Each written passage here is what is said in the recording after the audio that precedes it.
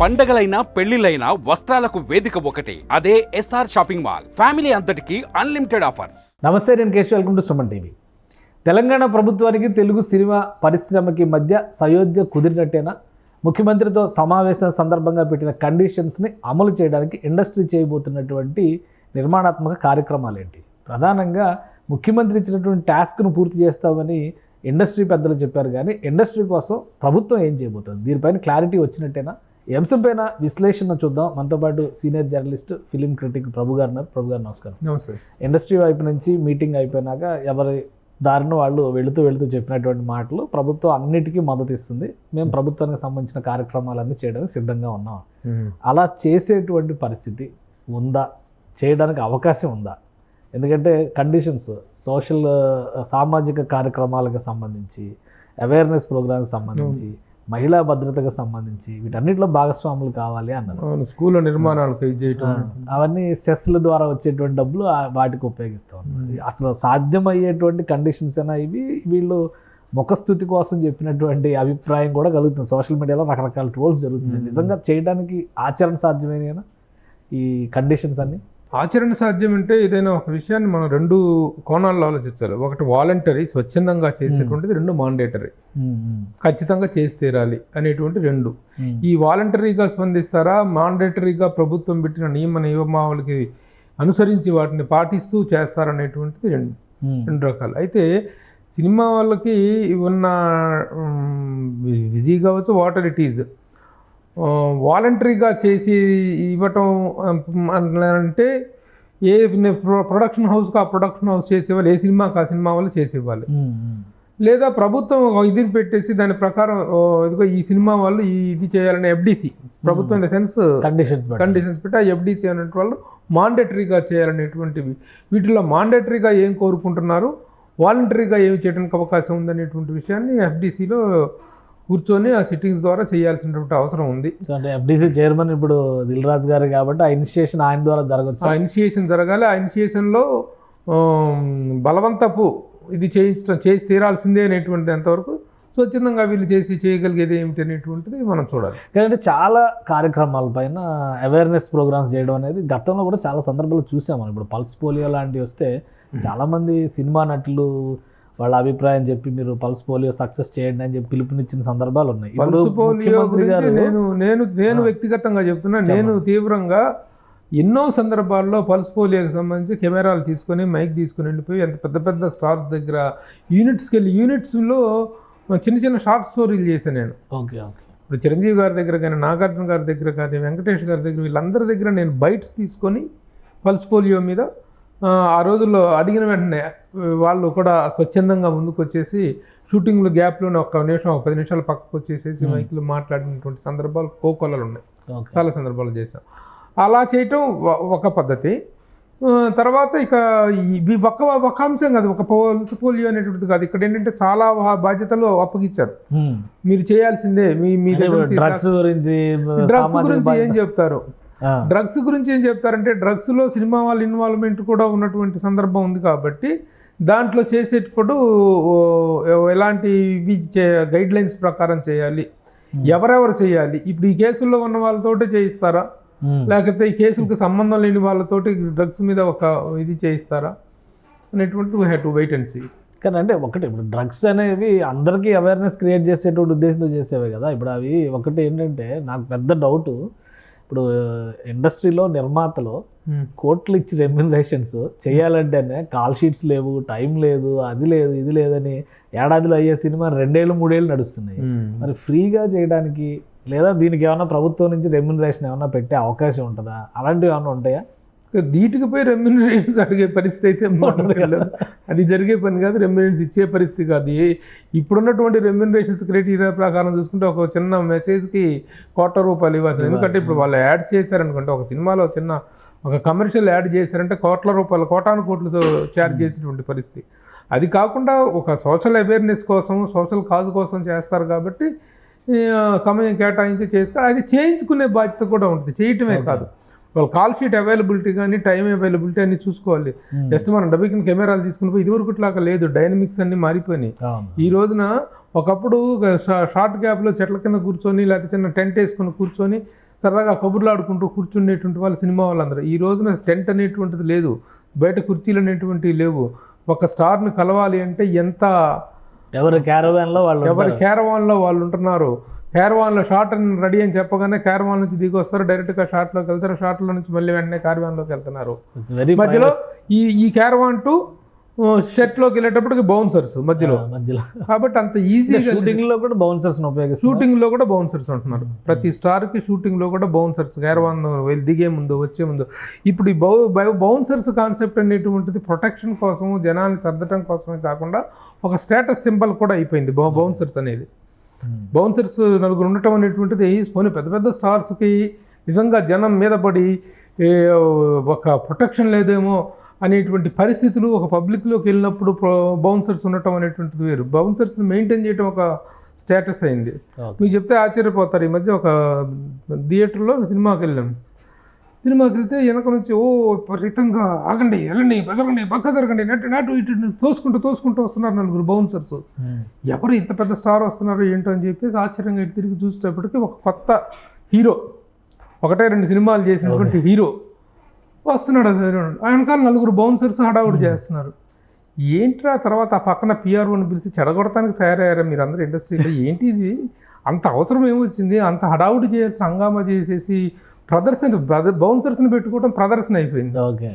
అలాంటి సందర్భాలు ఈ రోజున ఉన్నాయి. కాబట్టి ఈ కార్యక్రమాలన్నీ చేసుకోవటం ఇవన్నీ కూడాను ఒక ప్రోటోకాల్ ప్రకారము, వాళ్ళ అవైలబిలిటీ ప్రకారం చేసుకోవాలి. అవన్నింటినీ చేయించేటువంటి ఆ శిరోభారం దిల్ రాజు గారి నెత్తి మీద ఉంది. సో ఇప్పుడు ఎఫ్డిసి చైర్మన్ పోస్ట్ అంత ఈజీ ఏం కాదు. ప్రస్తుతానికి ఇవన్నీ కలిపి శాండ్విచ్ అనమాట. శాండ్విచ్. ఎందుకంటే ఇప్పుడు ఆయన అడిగినవన్నీ కూడాను వాటిల్లో చేస్తే రిక్వెస్ట్ ఉంది. రేవంత్ రెడ్డి గారి గౌరవ ముఖ్యమంత్రి గారి పాయింట్ ఆఫ్ వ్యూలో చేస్తే రిక్వెస్ట్ ఉంది, చేయకపోతే కమాండ్ ఉంది. రెండు కలిసి ఉన్నాయి. కాబట్టి ఇండస్ట్రీ కూడాను ఆ మేరకు పాజిటివ్గా స్పందించి ఆయన అడిగినటువంటి రిక్వైర్మెంట్స్కి స్పందించాలి. అలాగే సెస్లో టికెట్లు ప్రకారం గురుకుల పాఠశాలలకి సెస్ ద్వారా టికెట్కి ఎంత అని చెప్పేసి చేద్దామని చెప్పేసి అనేటువంటి దాంట్లో కూడాను ఒక పెద్ద సినిమాల వరకు అయితే పర్వాలేదు. టికెట్లకు రేట్లు పెంచండి అంటే టికెట్ల రేట్లలో కోత ఇది. ఆ రిక్వెస్ట్ వీళ్ళు ఎంత పెంచితే మళ్ళీ దాంట్లో పెంచి సెస్ చేస్తారా, లేదంటే ఉన్న రేటు మీదే సెస్ తీసుకుంటారా? అది పెంచేదానికి అలాంటి హామీ లేదు. సెస్కి అయితే మాత్రం సరైనటువంటి ఇది ఉంది, ఒక ఇది పెడతారు, ఖచ్చితంగా తీసుకుంటామని చెప్పి. సెస్ మీద వసూలు చేయడం అనేది ఎప్పుడు ఉంటుంది. ఏదైనా విపత్కర పరిస్థితులు వచ్చినప్పుడు, ఒకప్పుడు భారత్ పాకిస్తాన్ యుద్ధం అప్పుడు, చైనా భారత్ యుద్ధం అప్పుడు కూడా టికెట్ల మీద సెస్ పెట్టేసి డబ్బులు ఇచ్చేసినటువంటి సందర్భాలు ఉన్నాయి. సో అంటే ఇప్పుడు ఆ విషయం వరకు ఇండస్ట్రీ వైపు నుంచి కొంత తర్జన భర్జనలు జరుగుతున్నాయి అనుకుందాము. ప్రభుత్వం వైపు నుంచి ఏం చేస్తారు? ఎందుకంటే గత ప్రభుత్వం కేసీఆర్ గారి టైంలో ఫిలిం సిటీనే కడతామని చెప్పాను. ఇప్పుడు ఆల్రెడీ రామోజీ ఫిలిం సిటీ ఉన్నా, అది ప్రైవేట్ది. ప్రభుత్వ పక్షాన ఒక ఫిలిం సిటీ కడతాం మేము, 100 ఎకరాలు 150 ఎకరాలు కేటాయిస్తామని కూడా అప్పట్లో చెప్పారు. అట్లా ఏదైనా ఒక యాక్టివిటీ ప్రభుత్వం చేయబోతుందా? ఇప్పుడు గ్లోబల్ ఫిలిం సిటీ ఏదైనా రాబోతుందా? ఎందుకంటే హైదరాబాద్ని గ్లోబల్ సినిమాకి కేంద్రం చేయాలంటే ఆ టైప్ ఆఫ్ ఇన్ఫ్రాస్ట్రక్చర్ ఉండాలి కదా. అవును. సో అటువంటి హామీలు కానీ వాటికి సంబంధించిన చర్చలు ఏమైనా జరిగినట్టుగా? అంటే హాలీవుడ్ స్థాయిలో ఇక్కడ చిత్ర నిర్మాణం జరగాలి, హాలీవుడ్ని కూడా ఇక్కడ ఆకర్షించాలి, మొత్తం ఇండియన్ ఫిలిం ఇండస్ట్రీలో ఉన్నటువంటి అన్ని అధికార భాషా చిత్రాల షూటింగ్లు ఇక్కడ జరిగే స్థాయిలో ఇన్ఫ్రాస్ట్రక్చరల్ డెవలప్మెంట్ జరగాలి అంటే ఆ స్థాయిలో మరొక ఫిలిం సిటీ నిర్మాణం అనేటువంటిది అవసరము. లేదా ఉన్నటువంటి ఇన్ఫ్రాస్ట్రక్చర్ని ఇంకా బెటర్ చేయటం. ఇప్పుడు రామోజీ ఫిలిం సిటీ ఉంది, ప్రపంచంలోనే one of the greatest film హబ్గా ఉంది. అదే దాన్ని హ్యాండ్ ఓవర్ చేసుకొని కొంత గొప్పగా చేయటం, లేదా ఇంకొంచెం దగ్గరలో ఈ ముచ్చింతల వైపు ఏదో చేస్తామని చెప్పేసినటువంటి ఒకటి నిర్ణయం ఒకటి ఉంది. తీసుకొని ఇన్ఫ్రాస్ట్రక్చరల్ డెవలప్మెంట్ చేస్తే ఆ పాయింట్ ఆఫ్ వ్యూలో అది బట్ ఇది చాలా దీర్ఘకాలికమైనటువంటి అంశం. ఇమ్మీడియట్గా జరిగేది అది నిన్ననే చెప్పాను నేను. మొన్న లక్ష్యాలు వేరు, ఆశలు వేరు, ఆకాంక్షలు వేరు, ప్రాక్టికాలిటీ వేరు. ప్రాక్టికల్గా దానికి ఎప్పటికీ సాధ్యపడుతుందో అనేటువంటిది కాదు. తక్షణమైనటువంటి విషయాలు ఏంటనేటువంటి దాని మీద కాన్సన్ట్రేట్ చేస్తే ప్రభుత్వం దగ్గర నుంచి నో బెనిఫిట్ అనేటువంటిది సుస్పష్టంగా కనిపించింది. నో బెనిఫిట్ షోల రూపంలోనూ బెనిఫిట్ లేదు, టికెట్ల రేటు పెంపు విషయంలోనూ బెనిఫిట్ లేదు అనేటువంటి నేను మీటింగ్ ఇండస్ట్రీకి నో బెనిఫిట్. అదే ఒక ప్రముఖ దినపత్రికల్లో కూడా నో బెనిఫిట్ అని చెప్పేసి ఆ నో బెనిఫిట్ అని హెడ్డింగ్ పెడతాంలో అర్థం ఏంటంటే no benefit to film industry, only చెయ్యండి ఇది మాత్రం చెయ్యండి గోడకూరు చేసినట్టుగా అన్నటువంటి పరిస్థితిగా కనిపించింది తప్ప ఏంచిన పరిస్థితి. కానీ కొంతమంది సినిమా ప్రముఖులు అసంతృప్తి వ్యక్తం చేస్తున్నారు. అంటే మీటింగ్ పైన అసంతృప్తి కాకపోయినా కానీ జరుగుతున్నటువంటి సంఘటనలు పరిణామాల పైన ఒక వ్యక్తి ఈగో వలన మొత్తం ఇండస్ట్రీ సరెండర్ అవ్వాల్సిన పరిస్థితి వచ్చింది, ఇండస్ట్రీ ఈరోజు కమాండ్ని భరించాల్సిన పరిస్థితి వచ్చింది అని డైరెక్ట్గా తమ్మారెడ్డి భరద్వాజ్ గారు మాట్లాడుతున్నారు. సురేష్ బాబు గారు కూడా మీరు పిల్లలు ఎలా బిహేవ్ చేయాలనే దాన్ని ఒక ఇండైరెక్ట్గా అల్లు అర్జున్గా చెప్తున్నట్టు ఉంది. సో ఇవన్నీ వైరల్ అవుతున్నాయి సోషల్ మీడియాలో. ఇప్పుడు అల్లు అర్జున్ కేసు ఇక సపరేట్, ఇండస్ట్రీ ఇష్యూస్ సపరేట్ అని చూస్తానికి అవకాశం ఉందా? వీళ్ళు చేస్తున్నటువంటి వాదనకి ఇండస్ట్రీకి ఏమన్నా సమన్వయం ఉందా అసలు ఈ ఇష్యూస్ మీద? అంటే యాక్చువల్గా నిన్నటి మీటింగ్ అనేటువంటి దానికి ముందు జరిగినటువంటి నేపథ్యం, ముందు జరిగినటువంటి పరిణామాలు వేరు. అసలు ఆ నిన్న మీటింగ్ అంతా ఆ నేపథ్యంలో జరుగుద్దేమో అనేటువంటి అందరూ అనుకోవటం జరిగింది. అసలు దానికి దీనికి సంబంధం లేదు.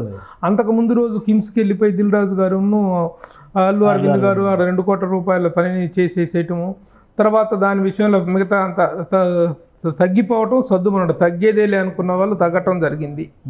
ఓకే, అంతవరకు జరిగిపోయింది అనుకున్నాం. కాబట్టి ఈ మీటింగ్ దానికి సంబంధం లేదు. యాక్చువల్ గీతా ఆర్ట్స్ వాళ్ళు కూడా ఏదో ట్వీట్ చేశారు, గ్లోబల్ సినిమాకి హబ్గా హైదరాబాద్ అవడంలో మా పాత్ర మేము పోషిస్తామని ఒక ట్వీట్ కూడా చేశారు. అవునవును, అది చేశారు. కాబట్టి ఆ విషయంలో తగ్గేదేలే అనుకున్నా తగ్గారు.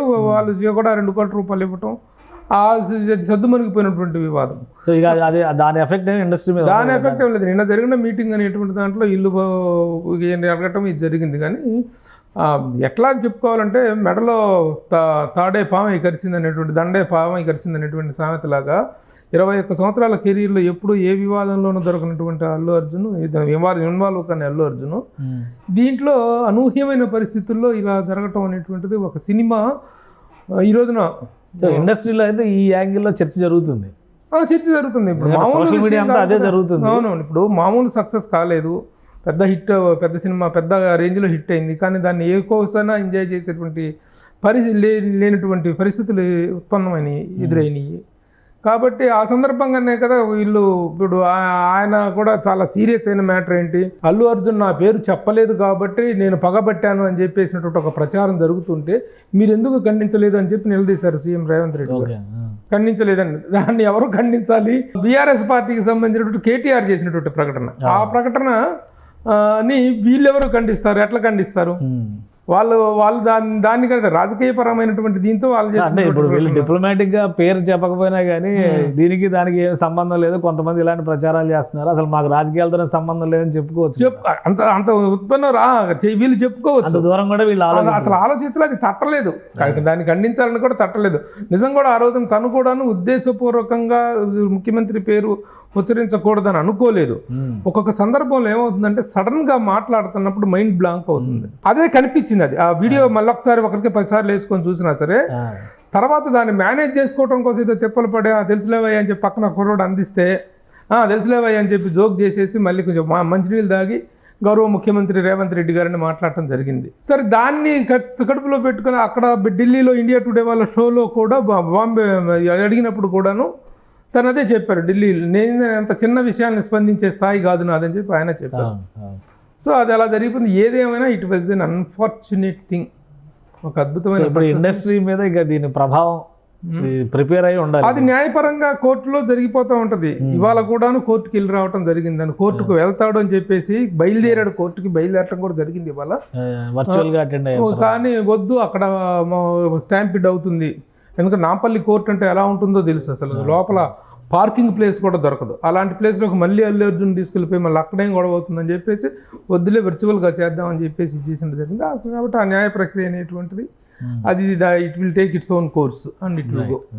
కానీ ఇండస్ట్రీ మాత్రం వీటన్నిటికీ ప్రిపేర్ అయ్యి రాబోయే రోజుల్లో ప్రణాళికని సిద్ధం చేయాలి, చేసి పెట్టేసి ఇక వాలంటరీయా మాండేటరీయా ఈ రెండింటి మధ్య ఎలాంటి మార్గాన్ని అనుసరించాలనేటువంటిది FDC ఆధ్వర్యంలో, దిల్రాజు గారి ఆధ్వర్యంలో కమిటీ ఒకటి ఫామ్ అయింది. కమిటీ ఫామ్ అవుతుంది. ఇవన్నీ చేయడానికి ఒక కమిటీ ఫామ్ అవుతుంది. కమిటీలో మన minister, cinematography minister Komatireddy Venkatreddy garu plus Dil Raju గారు ప్లస్ ఇంకొక ముగ్గురు కానీ మొత్తం 7 సభ్యులు, 5 కానీ 7 కానీ ఉంటారు. అదేదో డిసైడ్ జరుగుతుంది ప్రస్తుతానికి. రైట్. థ్యాంక్ యూ ప్రభు గారు విశ్లేషణ అందించినందుకు. ఇది సినిమా ఇండస్ట్రీకి అలానే ప్రభుత్వానికి మధ్య జరిగినటువంటి చర్చల్లో 2 ప్రధాన అంశాలు. వాలంటరీగా ప్రభుత్వం పెట్టిన కండిషన్స్ని ఒప్పుకోవాలా లేదా మ్యాండేటరీగా చేయాల్సినటువంటి అంశాలు ఏమున్నాయి, ఈ రెండింటిలో కూడా క్లారిటీ తీసుకోవాలి. రాబోయే రోజుల్లో ఫిలిం డెవలప్మెంట్ కార్పొరేషన్ పాత్ర చాలా కీలకం కాబోతుంది. కమిటీ ఏర్పాటు అయిన తర్వాత వీటన్నిటిపైన స్పష్టత వస్తుందని ప్రభు గారు విశ్లేషిస్తున్నారు. ఈ special discussion keep watching. Suman టీవీలో మీ పర్సనల్ అండ్ బిజినెస్ ప్రమోషన్స్ కోసం కింది నెంబర్కి కాంటాక్ట్ చేయండి.